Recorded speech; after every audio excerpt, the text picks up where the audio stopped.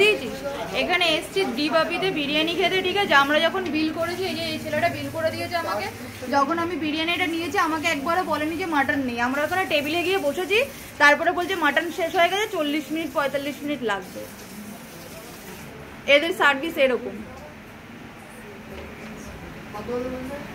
তো আমরা এখন পয়সা নিয়ে নিচ্ছি, চলে যাবো। টাকাটা রিটার্ন দিয়ে দেবে এখন আমাদেরকে। টাকা রিটার্ন দিয়ে দিল জিনিয়াকে, আমরা দিয়ে নিচ্ছি। এটা নেই তো, এটা নেই তো, চল।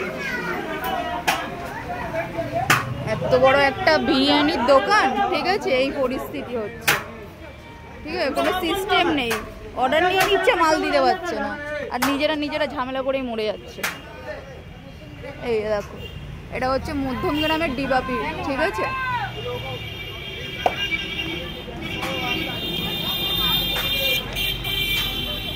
এদিকে করে যাচ্ছে, বিরিয়ানি করে যাচ্ছে, এদিকে মাল দিতে পারছে না, অর্ডার নিয়ে নিচ্ছে।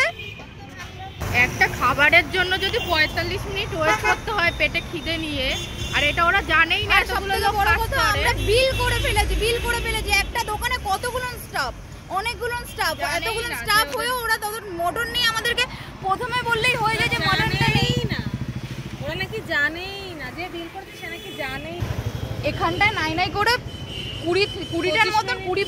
20টার মতন মানে স্টাফ রয়েছে, ঠিক আছে? 20-22টার মতন স্টাফ হবে। এত বড় একটা দোকানে এতগুলো স্টাফ, একজন বিল করছে, আমরা বিল করে দিয়েছি, টাকা দিয়ে দিয়েছি, পেমেন্ট করে বসে আছি, 10 মিনিট থেকে 15 মিনিট বসে আছি, তারপরে গিয়ে বলছে মাটন বিরিয়ানি হবে না, 45 মিনিট সময় লাগবে। এদিকে অনলাইন কিন্তু মাল ছেড়ে যাচ্ছে, আমরা 15 মিনিট ধরে বসে আছি, তখন কিন্তু অনলাইন মাল দিয়েই যাচ্ছে।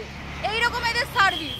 এখন ওরা মানে লোকেরা, ফুড ব্লগাররা এসে এদের সবাইকে মানে উপরে তুলে দিয়েছে। এখন ওদের সেল হচ্ছে, তো ওর জন্য কাস্টমারের সাথে যেমন ইচ্ছা পারছে তেমন ব্যবহার করছে ওরা।